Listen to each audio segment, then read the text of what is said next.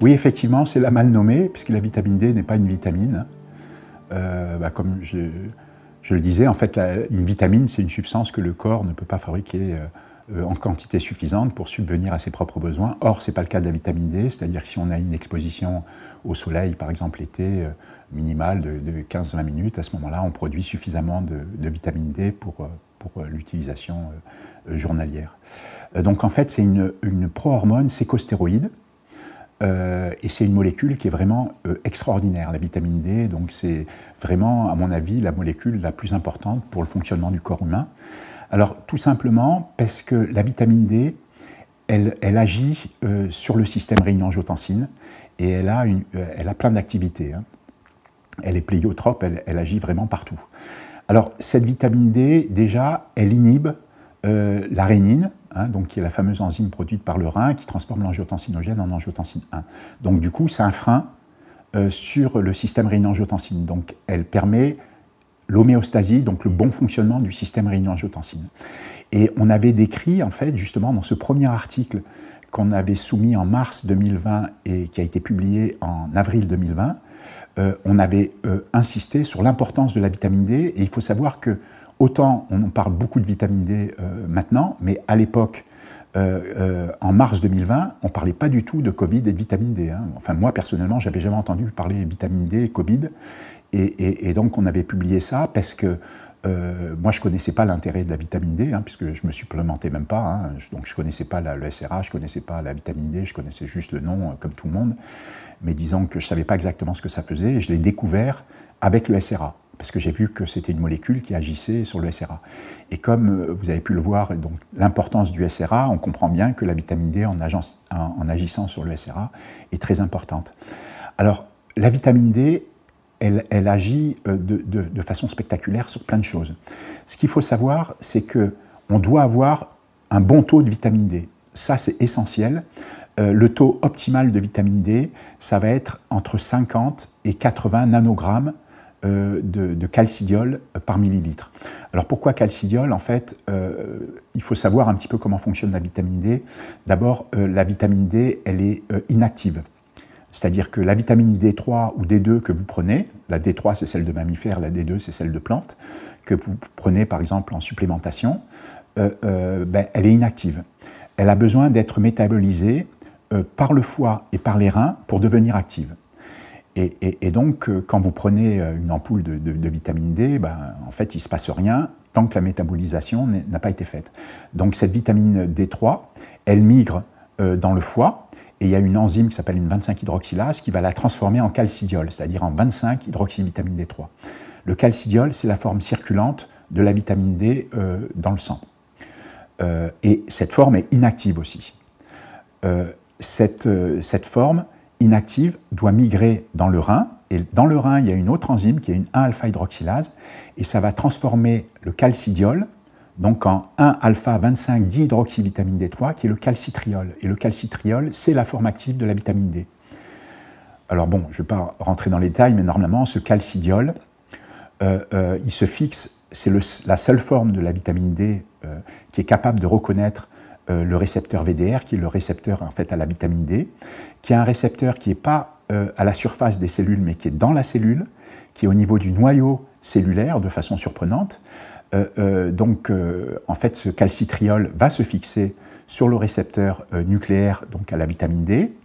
Il y a de l'acide rétinoïque X qui vient s'associer à ce complexe pour former un complexe ternaire, donc avec trois partenaires, et ça permet une translocation du calcitriol en fait dans le noyau cellulaire, parce que la vitamine D, donc sous forme active, hein, donc le calcitriol, il va agir sur les gènes, sur nos gènes. C'est-à-dire que quand vous prenez de la vitamine D, c'est comme si vous preniez des centaines de composants, c'est-à-dire qu'il va agir directement en activant des gènes de votre génome. Donc il agit directement sur la production de protéines de votre génome. Alors le génome humain, c'est à peu près 22 500 gènes, et le nombre de gènes qui vont être activés ou réprimés par la vitamine D va complètement dépendre de votre taux plasmatique justement de vitamine D, de calcidiol. Hein. Alors pourquoi? Il a été déterminé que si vous êtes à 30 nanogrammes de calcidiol par millilitre de sang, hein, vous activez 291 gènes. Ça a été déterminé expérimentalement. Si vous êtes à plus de 50 nanogrammes de calcidiol par ml, vous activez plus de 1000 gènes. Donc c'est énorme, hein, parce que 1000 gènes, du coup, on est proche de 4% du génome humain. Et puis on pense maintenant même que ça pourrait activer plus de 2000 gènes, hein, donc on pourrait monter à presque 9%, enfin très loin de 9% du génome humain.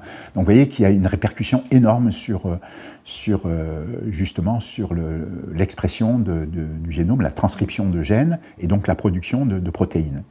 Et il y a à peu près la moitié de ces gènes qui sont impliqués d'une manière ou d'une autre dans l'immunité. Donc quand on a un bon taux de vitamine D, on a une immunité qui est très fonctionnelle. Et on est immunodéficient quand on est carencé ou insuffisant en vitamine D.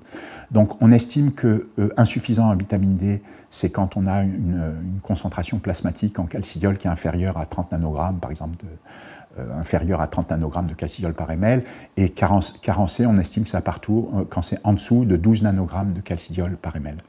Donc plus le taux de vitamine D élevé est meilleur est le fonctionnement du SRA. Voilà. Alors, on entend souvent dire les médecins, attention, c'est très toxique, la vitamine D, etc. Bon, ça c'est complètement faux, puisque la toxicité, les premiers effets secondaires qu'on peut voir avec une forte concentration plasmatique de vitamine D, enfin de calcidiol, c'est supérieur à 150 nanogrammes de calcidiol par ml. Et même certains experts estiment que c'est à partir de 200 nanogrammes de calcidiol par ml. Les premiers effets secondaires en fait, d'une très très forte concentration en vitamine D, en calcidiol, c'est un dépôt de calcium au niveau des tissus mous. Parce que la vitamine D est impliquée dans la prise de calcium et de phosphore, hein, dans l'absorption du phosphore et du calcium au niveau des intestins. Elle fait exactement l'inverse d'une autre hormone thyroïdienne qui s'appelle la calcitonine, qui, elle, est hypocalcémiante et hyposphosphorémiante. Donc cette vitamine D, elle permet d'absorber ce calcium, notamment, et c'est pour ça que quand on est en hypervitaminose D, on peut craindre des dépôts de calcium. Donc c'est bien de prendre de la vitamine K2 quand on prend des fortes charges en vitamine D, parce que la vitamine K2, comme son nom ne l'indique pas, elle gère l'homéostasie au calcium et elle empêche justement les dépôts de calcium sur les tissus mous, donc elle est très favorable. Et vous pouvez même aussi complémenter avec d'autres produits, notamment du magnésium qui est très important, 300 mg de magnésium par jour, hein. Donc c'est normalement 360 mg pour un homme et 300 mg pour une femme, parce que le magnésium, il est très important pour qu'on puisse avoir de la vitamine D active. Parce que 70% des personnes sont déficientes, de la population en fait est déficiente justement en magnésium, et ce magnésium est très important parce que c'est un cofacteur de la 25-hydroxylase et de la 1-alpha-hydroxylase qui transforme la vitamine D3 en calcidiol puis en calcitriol. Ça veut dire en gros que si vous n'avez pas de magnésium, vous ne fabriquez pas de la vitamine D bioactive. C'est comme si vous preniez rien.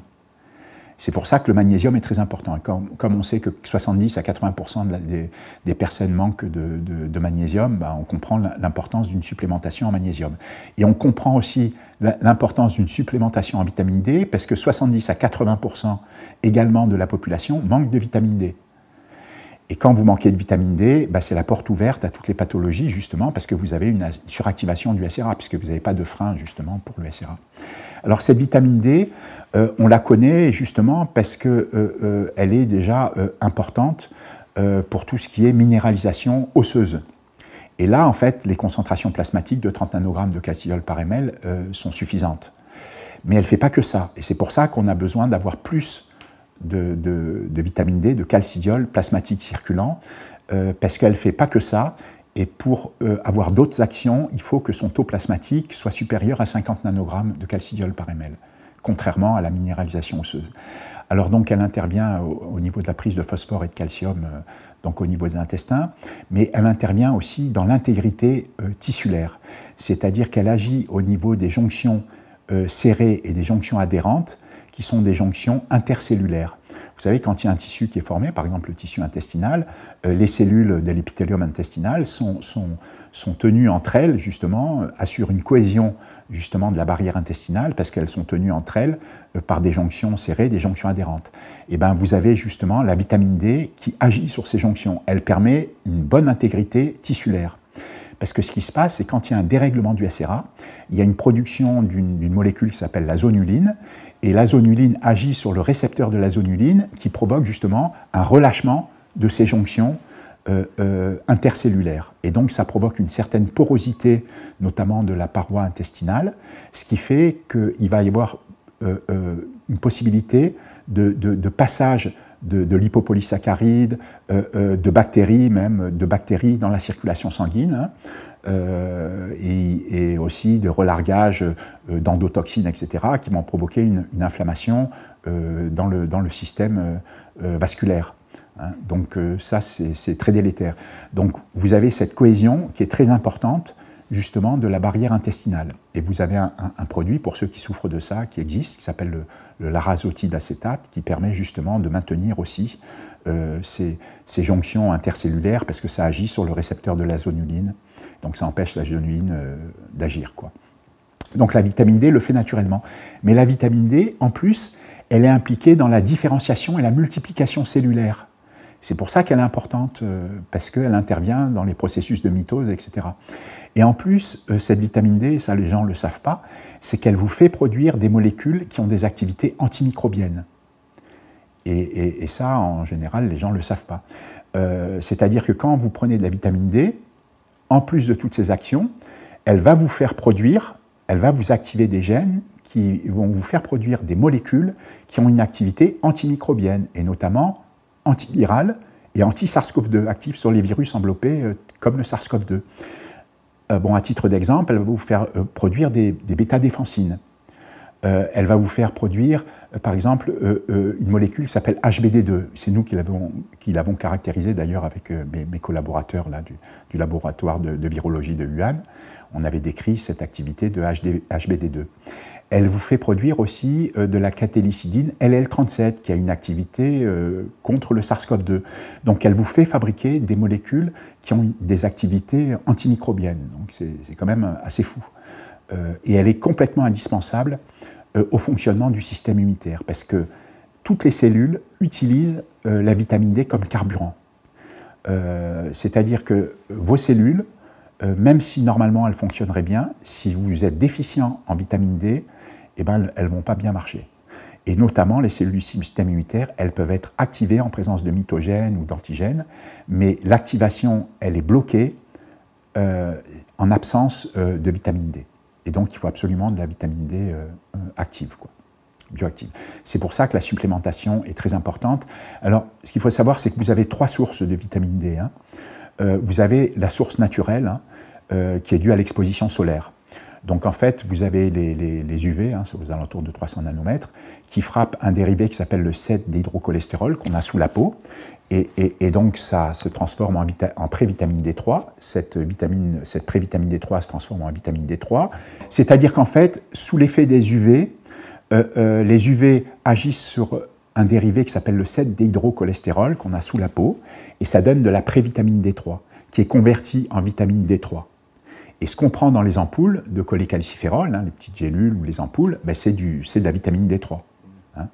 Sauf d'autres ampoules de stérogil où c'est de la vitamine D2, mais ça revient au même. Sauf que la vitamine D2, elle est un peu moins active chez les mammifères que la vitamine D3, parce qu'elle est adaptée aux plantes, et la D3, en fait, c'est l'hormone des mammifères.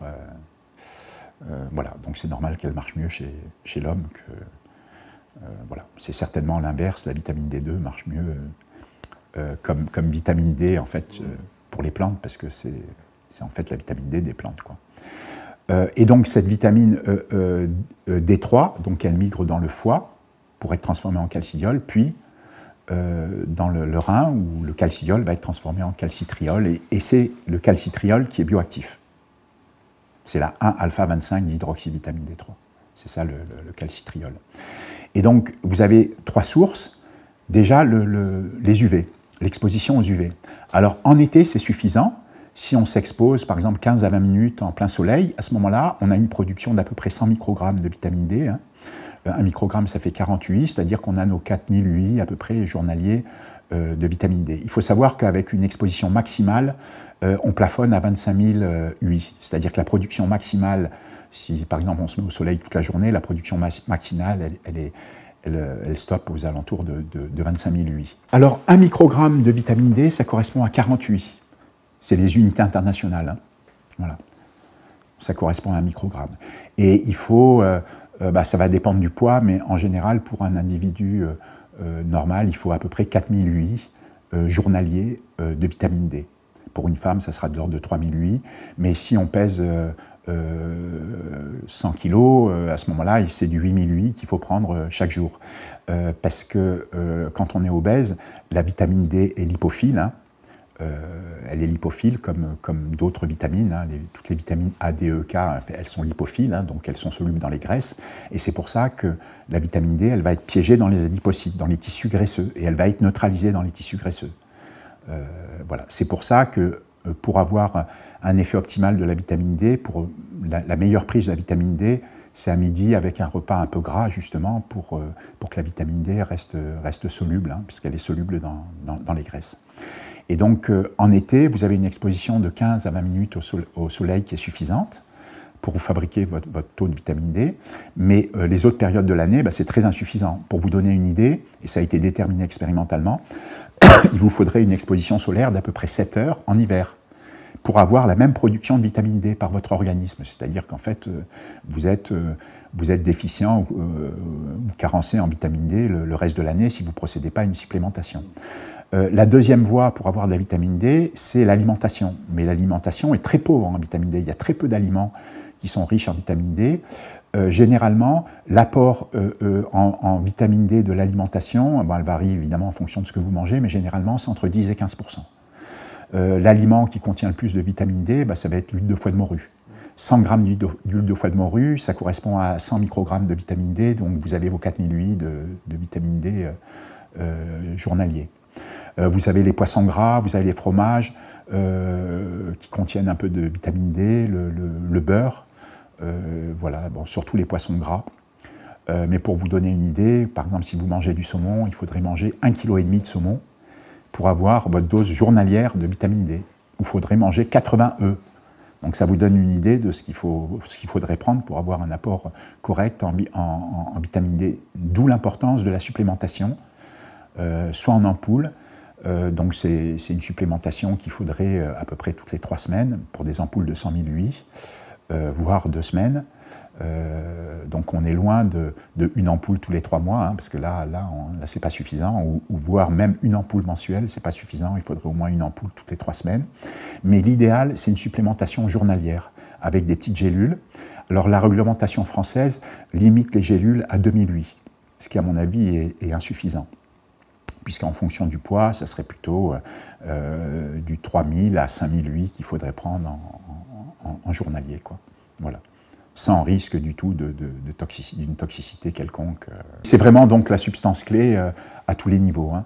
Donc ça va prévenir aussi le maximum des maladies. Hein. Après, il y a des prédispositions génétiques. En tout cas, en ayant une bonne supplémentation en vitamine D, donc je répète, c'est entre 50 et 80 nanogrammes de calcidiol par ml, mais ça peut être jusqu'à 100 nanogrammes de calcidiol par ml. Il faut savoir qu'il y a certaines populations, hein, les aborigènes, etc., ils ont, ou des Africains en Afrique de l'Ouest notamment, qui ne se supplémentent pas, qui sont juste très exposés au soleil, qui ont des concentrations plasmatiques de vitamine D qui sont de 100 à 120 nanogrammes de calcidiol par ml. Hein.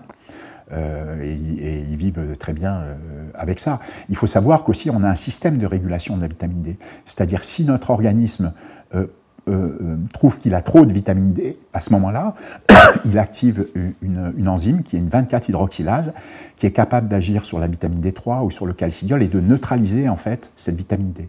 Donc s'il estime qu'il y a trop de vitamine D, notre organisme réagit en le neutralisant. Voilà. Alors, le cortisone, ça a exactement le même fonctionnement que l'adrénaline, hein. C'est-à-dire que c'est un activateur du système sympathique. Sauf que l'adrénaline a une action immédiate, extrêmement rapide, alors que le cortisol, ça va être plus loin, ça va être plus long. Le cortisol, on commence généralement à en fabriquer à partir de 5 heures du matin, justement pour être bien éveillé. À peu près 2 heures avant, on commence à produire du cortisol qui a une activité à plus long terme, pour que ce soit en forme toute la journée. Voilà, donc normalement, c'est toujours sous l'effet du SRA. Donc ça agit au niveau de l'hypothalamus. Ça produit une hormone qui s'appelle la CRH. Cette CRH, elle agit au niveau de l'antéhypophyse. Elle produit de l'ACTH. Et l'ACTH, eh ben, il agit au niveau justement des glandes surrénales pour produire justement ce cortisol, quoi. J'ai aussi participé justement à une lettre qui avait été initiée donc, par le docteur Cédric Anweller avec des médecins, différents médecins, et puis différentes aussi sociétés, voilà, de pharmacologie, etc., pour sensibiliser sur l'importance de la vitamine D, de la supplémentation en vitamine D, voilà, au niveau du système de santé. Donc ça avait été repris après par l'Académie de médecine, l'Académie nationale de médecine. Voilà. On avait soulevé l'importance justement de la supplémentation en vitamine D parce qu'il y a 80% de la population française comme la population mondiale qui manque de vitamine D. Donc c'est un gros problème. Et notamment en cette période de Covid et pour la pandémie, ça aurait été très très important de supplémenter la population en vitamine D. Alors, en fait, parce que nous, on avait dit qu'il faut supplémenter en vitamine D, ça va être très important pour ne pas évoluer vers des formes graves de la Covid, parce que c'est très protecteur, la vitamine D. Et en fait, bon, on n'a pas été écouté, puisqu'il n'y a pas eu de supplémentation qui a été faite. Alors, certains détracteurs disent, oui, mais bon, en Angleterre, ils ont supplémenté en vitamine D, et bon, ils ont eu une mortalité qui était importante, etc. Mais en fait, ce n'est pas vraiment vrai, parce que la supplémentation qu'ils ont faite en Angleterre, c'était 408 par jour. Et ce qui est en fait minable, parce que 408, c'est mieux que rien, mais c'est très très faible. En fait, il aurait fallu une supplémentation minimale 10 fois plus, 10 ou 20 fois plus même, dans certains cas, pour avoir un taux correct de vitamine D. Il aurait fallu charger davantage pour que les gens aussi soient au niveau, c'est-à-dire avoir déjà une bonne concentration plasmatique de vitamine D. Et là, il y aurait eu un effet protecteur certain, quoi. Ça aurait, à mon avis, épargné beaucoup de vies. Il faut la supplémentation en vitamine D, plus les 300 mg de magnésium, avec la vitamine K2, alors c'est 200 microgrammes à 600 microgrammes par jour pour la vitamine K2, et il faut prendre du zinc aussi. Normalement, c'est entre 10 et 40 mg de zinc, l'idéal c'est 25 mg de zinc. Alors pourquoi le zinc? D'abord parce qu'il est impliqué dans des tas de voies dans le métabolisme. Le zinc est très important parce qu'il y a énormément de métalloprotéases à zinc, c'est-à-dire d'enzymes qui ont besoin de zinc pour fonctionner. Mais en plus, comme je vous l'ai dit, la vitamine D, elle active des gènes. Elle active des gènes, on a vu jusqu'à 1000 gènes, ça peut être probablement 2000, donc elle est capable vraiment d'agir au niveau génétique. Et si vous voulez, les facteurs de transcription des gènes, vous avez un certain nombre de facteurs de transcription des gènes qui utilisent le zinc comme cofacteur. C'est-à-dire que si vous n'avez pas de zinc, à ce moment-là, l'activation, la transcription de ces gènes, ou l'inhibition de ces gènes ne peut pas être faite. Et donc vous avez besoin de zinc. Et vous avez à peu près 15% de la population qui manque de zinc. Ça veut dire que si vous n'avez pas assez de zinc, eh ben à ce moment-là, vous n'avez pas la transcription adéquate en fait, de ces gènes. C'est pour ça que, en plus de la supplémentation en magnésium et en vitamine D, c'est bien d'avoir une supplémentation en zinc. Et idéalement, il faut aussi avoir une supplémentation en antioxydants, parce que quand il y a une dérégulation du SRA, c'est-à-dire une suractivation du système rénine-angiotensine, qui va se traduire par une suractivation du récepteur AT1R, il vous faut des antioxydants, parce que lors de la suractivation du récepteur AT1R, vous avez une NADPH oxydase, qui s'appelle NOx, qui est activée et qui produit des ROS, des particules réactives de l'oxygène. Donc ça produit, comme je vous l'ai dit, des radicaux libres. Par exemple, ça va être de l'oxygène singulé, du peroxyde d'hydrogène, des anions superoxydes et puis des anions, des radicaux hydroxyles aussi. Et tout ça, pour les neutraliser, il faut des antioxydants. Et donc l'idéal, c'est de prendre comme antioxydant, par exemple, du N-acétylcystéine, du NAC, que vous pouvez prendre jusqu'à 750 mg par jour, ou du glutathion, qui est un tripeptide antioxydant. Le NAC, c'est un acide aminé qui est modifié, qui est N-bloqué, Le NAC, c'est un tripeptide qui est antioxydant, donc tous les deux ont justement un résidu de demi-cystine, enfin de cystéine, et donc ils ont un groupement thiol, et c'est ça qui fait qui leur confère des propriétés redox. Et puis parallèlement, c'est bien de prendre de la vitamine C aussi, parce que la vitamine C, c'est un antioxydant, donc c'est l'acide ascorbique, hein, c'est un très très bon antioxydant. Et si vous voulez, quand vous mélangez justement le NAC ou le glutathion ou le glutathion avec la vitamine C, vous avez une très bonne protection justement contre les radicaux libres. Donc c'est l'idéal. Ouais.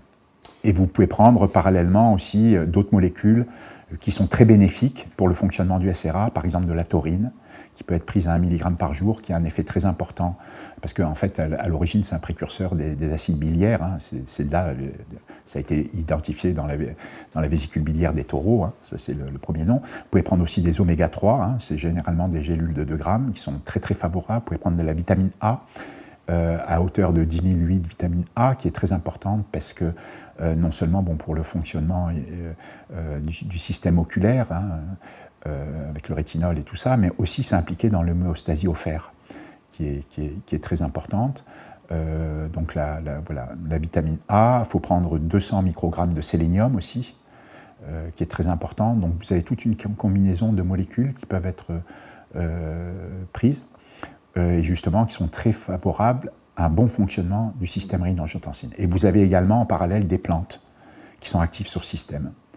Donc en cas de Covid ou de Covid long, vous pouvez utiliser des plantes. Alors je ne sais pas si ça vous intéresse, je vous cite certaines plantes d'intérêt. Vous avez par exemple Artemisia annua, qui est une plante... alors elle n'est pas autorisée en France, mais on la trouve donc en Suisse. Elle est très intéressante parce qu'elle contient de la quercétine. Et la quercétine, c'est un inhibiteur du SRA. Et elle contient aussi de l'artémisinine, aussi, bon, qui agit au niveau du calcium, mais qui a un effet très bénéfique au niveau du SRA. Vous avez également Renutria japonica, c'est-à-dire la renouée du Japon, qui est une espèce de racine japonaise, qui contient également de la quercétine, et qui est un inhibiteur du SRA. Vous avez le cumin noir, Nigella sativa, qui contient de la thymoquinone, qui est aussi un inhibiteur du SRA. En parallèle, bon, vous avez la dexaméthasone, hein, qu'on utilise dans les formes graves. Bon, c'est pas issu de plantes, mais c'est aussi un inhibiteur du SRA, et qui a une particularité, c'est qu'il vous fait produire plus de récepteurs à la vitamine D, justement. Voilà. Vous avez d'autres plantes, comme la berbérine, comme Angelica, comme le Rabinsara. Vous avez l'ashwagandha, donc le ginseng indien. Vous avez le Panax ginseng aussi, qui marche très bien. Vous avez d'autres molécules actives. Vous avez, bon là c'est plus une molécule vous avez la Réglis aussi, qui marche très bien. Voilà, ça c'est des plantes essentielles. Vous avez une molécule qui est très importante, qui n'est pas dérivée de plantes, mais vous avez la phycocyanine qui est dérivée de la spiruline, enfin qui est un principe actif de la spiruline, qui a un très fort pouvoir antioxydant.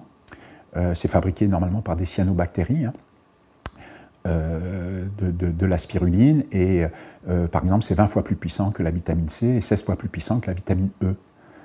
Donc c'est en fait deux sous-unités protéiques, une de 15 kilodalton, l'autre de 20 kilodalton, avec un noyau tétrapyrolique ouvert, tétrapyrole ouvert.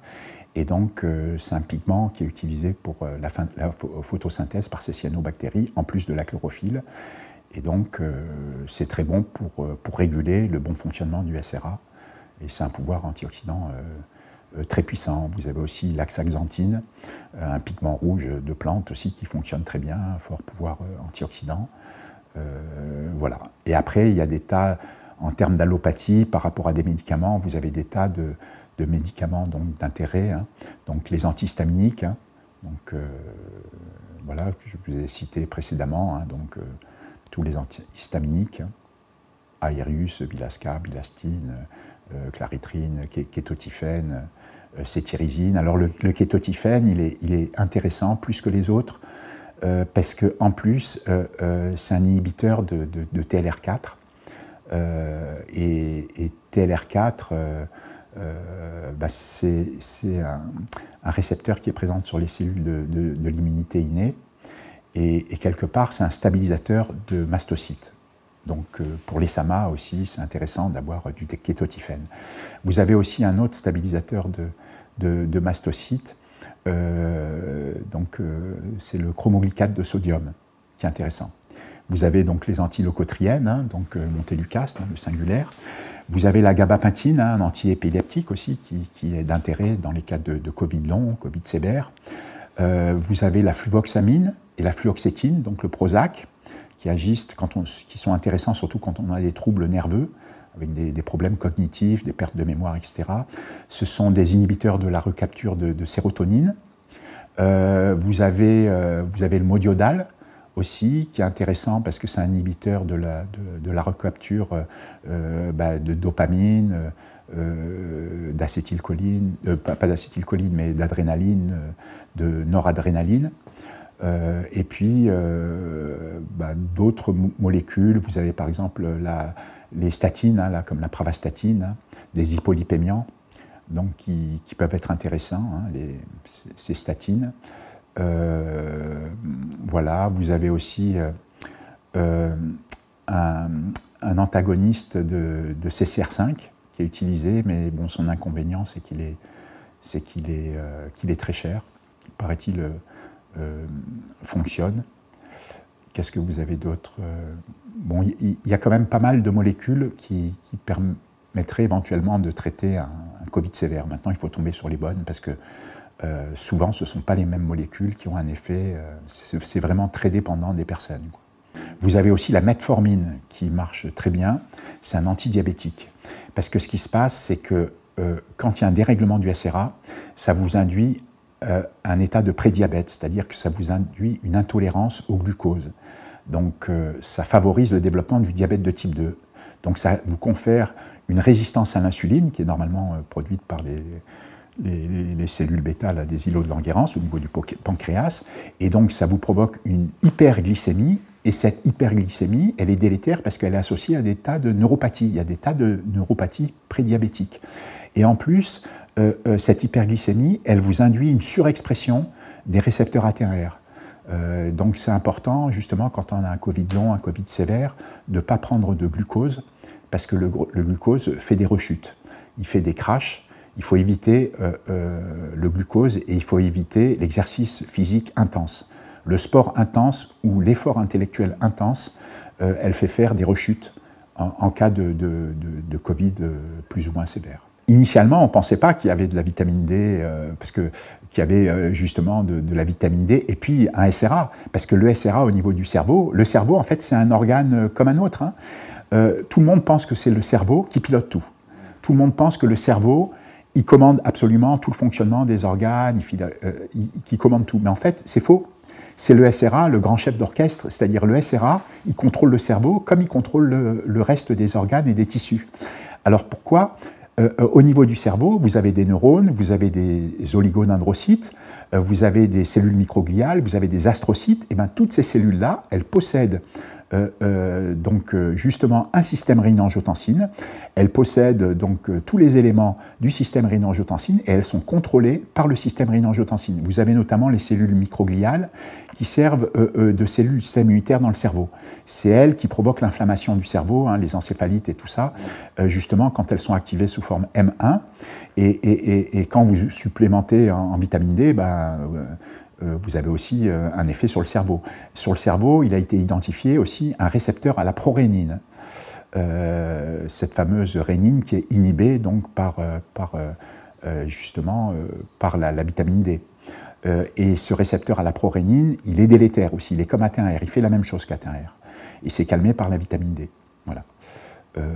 Donc il n'y a pas besoin de faire un dosage, sauf en laboratoire si on veut savoir en fait quel peut être le dosage ponctuel au niveau du cerveau, mais le cerveau a ces zones avec des récepteurs à la vitamine D, il y a des récepteurs à la vitamine D, donc qui sont très très présents, là où on les détecte le plus c'est dans l'hippocampe et le cortex, mais dans la substance grise, mais bon, vous avez des récepteurs à la vitamine D un petit peu partout.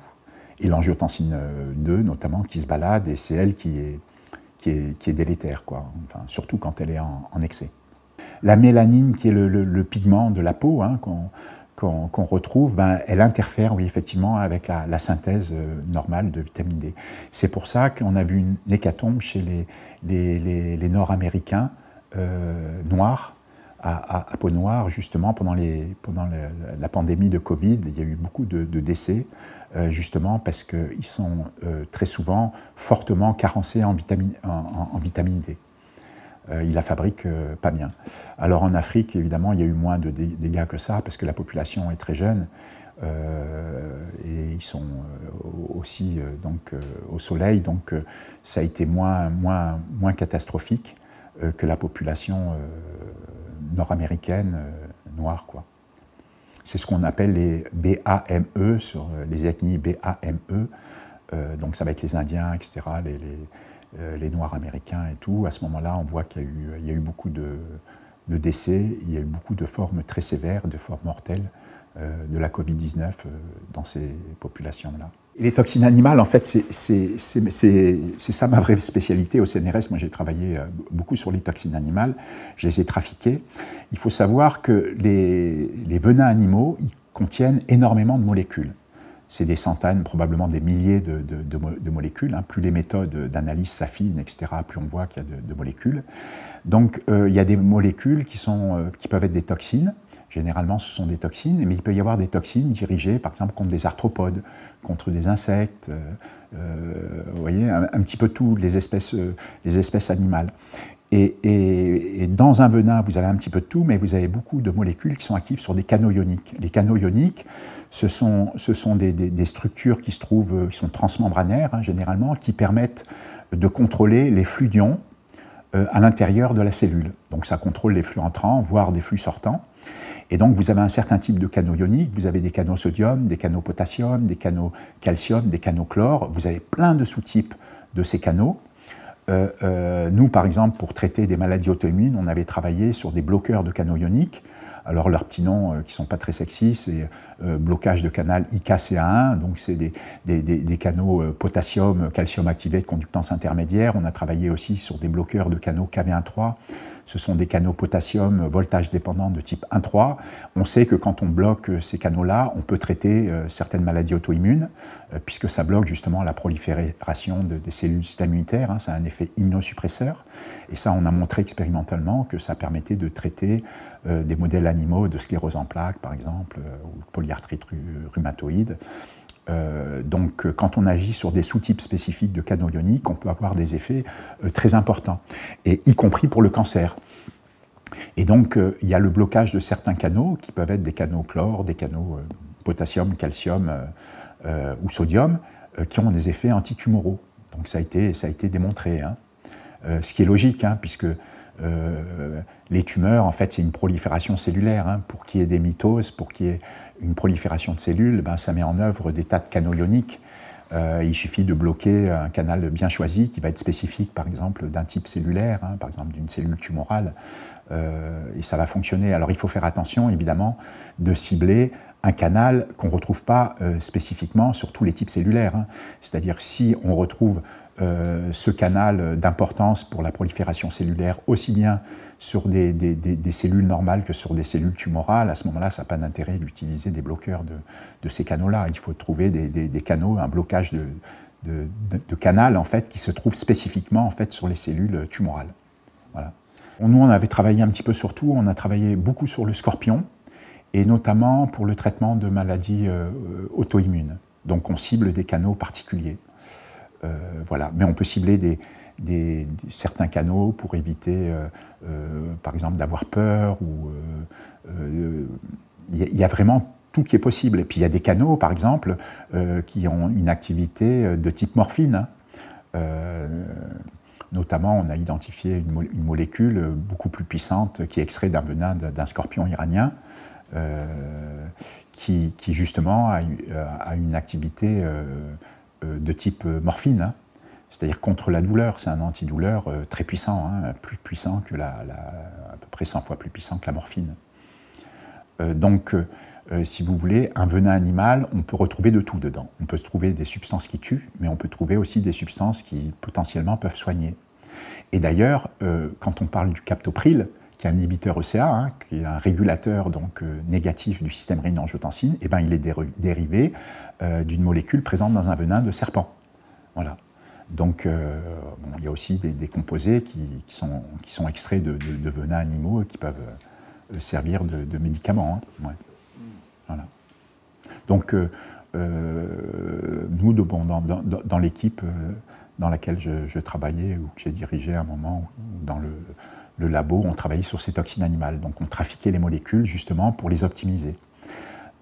Quand une molécule est active sur plusieurs canaux, des fois on essayait de la rendre plus sélective, c'est-à-dire qu'on modifiait des acides aminés de cette protéine pour obtenir une molécule qui soit plus spécifique d'un type de canal d'intérêt, ou bien alors moins sensible à la dégradation enzymatique par des protéases. On essayait d'augmenter la demi-vie dans le plasma sanguin de ces molécules qui peuvent être dégradées rapidement par des enzymes circulantes dans le système circulatoire, quoi. Voilà, donc on faisait un petit peu ça au laboratoire, on trafiquait les molécules et puis on regardait les répercussions de ces modifications chimiques sur la structure tridimensionnelle, c'est-à-dire la forme dans l'espace de cette toxine, et puis aussi sur son activité, hein, sa spécificité, sa résistance à la dégradation, sa biodisponibilité, etc. Voilà, c'est ce qu'on a fait pendant des années. Alors, d'ailleurs, certains animaux, comme le scorpion, je prends le cas de l'Androctonus amoroxi. Oui, Androctonus amoroxi. Androctonus, ça veut dire tueur d'hommes, hein, des terres australes. D'accord. Qui a une particularité, justement, dans une résistance hors norme au choc nucléaire. Enfin, Oui. Ah ben, il n'y a pas que lui, hein. Les scorpions, en général, ils ont une substance dans la cuticule, apparemment, ça provient de la cuticule, ils ont une substance qui permet de résister justement à des irradiations énormes. C'est plus de 500 000 rad. Donc en cas de guerre nucléaire, ce qui resterait, ça serait un type de baleine, apparemment, ça serait aussi un type de drosophile, et puis les scorpions, qui sont très résistants naturellement aux radiations, et il y a des gens qui travaillent justement sur la cuticule de scorpion, pour savoir ce qui les rend justement si peu sensibles aux radiations nucléaires, quoi.